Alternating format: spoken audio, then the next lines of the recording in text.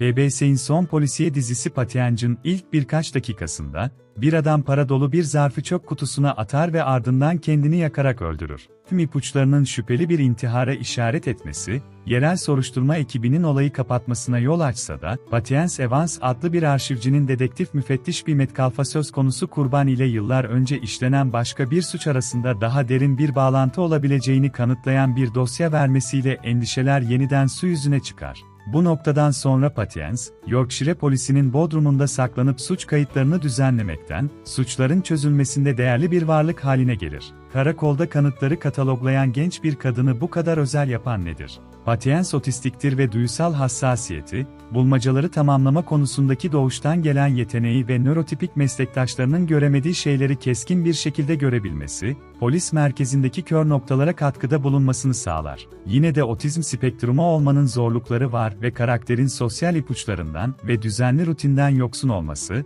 arkadaş edinmek ve cinayet soruşturmalarına katılmanın kaosuna uyum sağlamakla karşılaştırıldığında suçları çözmeyi daha az zorlaştırıyor. Patience'ın ana konusu çığır açıcı olmasa da, aslında dizi Astrid Trapalle adlı bir Fransız yapımının uyarlaması, otizmin düşünceli bir şekilde tasvir edilmesi ve özgün oyuncu kadrosu bu suç dramasını izlemeye değer kılıyor. Başkahraman birkaç tanıdık mecazı bir araya getirebilir, ancak dizinin farkı, izleyicileri daha empatik olmaya ve nöroçeşitliliğe sahip birinin nörotipik beklentilere nasıl uyum sağlayabileceği konusunda daha az endişelenmeye davet etmesidir. Bunun yerine nörotipikleri daha açık fikirli olmaya ve kelime oyunu yaparak daha sabırlı olmaya sevk ediyor. Ella Maisy Purvis ve Laura Fraser'ın dinamiği sabırın itici gücü. Purvis'in bir TV dizisindeki ilk başrolü ve bunu büyük bir soğukkanlılıkla üstlendiğini söylemek yanlış olmaz. Daha önce otizme fantastik bir bakış açısıyla bakan bir İngiliz ergenlik dizisi olan A Kind of Spark ile ivme kazanmıştı. Nöroçeşitliliğe sahip bir oyuncu olarak Purvis, Patience rolüne daha fazla içgörü ve özenle adım atarak performansını incelikli hale getiriyor. Karakter aşırı mantıklı ve karakola uyum sağlamakta zorlansa da, hatta zaman zaman D.S. Wakehunter'ın sinirlerini bozsa da, aynı zamanda nazik ve Bean'in önüne gelen suç işlemleriyle başa çıkmasına yardımcı olmaya gerçekten yatırım yapıyor. Fraser, Patience'ın içgüdülerinden şüphe etmekten onları tamamen savunmaya geçen soruşturma departmanının başındaki bir rolünde zorlayıcı. Belirli bir sahnede, karakter Patience'ı bıraktıktan sonra onu takip etmeye karar veriyor ve otizmli yetişkinler için bir destek grubuna rastlıyor.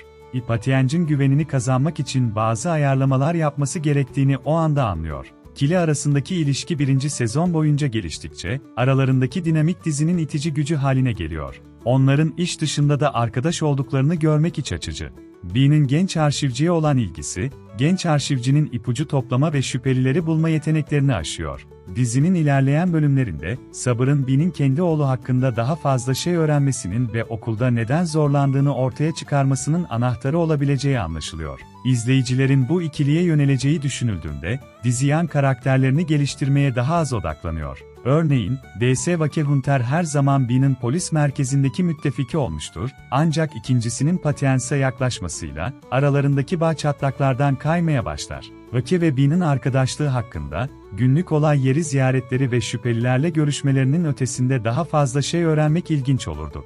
Ortaklıklarını daha derinlemesine incelemek Fraser ve Welsh'in birlikte oldukları sahneleri daha etkili hale getirebilirdi. Patience'ın suç çözme unsuru tekerleği yeniden icat etmiyor. Bu suç draması, ağırlıklı olarak Patience ve Bean'in büyüyen bağıyla yansıtılan otizmi dikkatli bir şekilde tasvir etmesiyle kendini farklı kılabilir, ancak eldeki suç vakaları tekerleği yeniden icat etmiyor. Eğer izleyecek başka bir Avrupa dedektifi arıyorsanız, bu PBS dizisi boşluğu doldurmaya yardımcı olacaktır. İlk 2 ve son 2 bölümde sunulan vakalar diğerlerinden farklı olmakla birlikte, dolambaçlı dönüşleri biraz ilginç. Bu bölümler daha ilgi çekici çünkü dizinin ana karakterleriyle bir tür bağlantısı olan soruşturmalarla ilgileniyorlar ve bu da riskleri artırıyor. Dizi ne zaman Patience, Bee ve diğerlerine kendi kişisel yörüngelerini inşa etmeleri için çok az alan sunan karmaşık davalara odaklansa, dizinin ana çekiciliği kenarda kalıyor. Bazı yetersiz vakalara rağmen, birinci sezon ikinci sezon için zemin hazırlamaya yardımcı oluyor.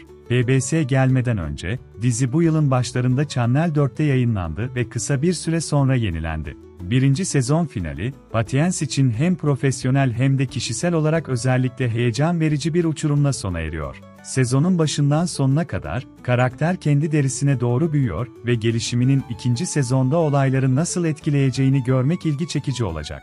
Genel olarak Patience, otizmin ekranda daha özenli tasvirlerini görmek isteyenlere yönelik bir dizi. Baş karakter sadece polis teşkilatının davaları kapatmasına nasıl yardımcı olabileceğiyle tanımlanmıyor.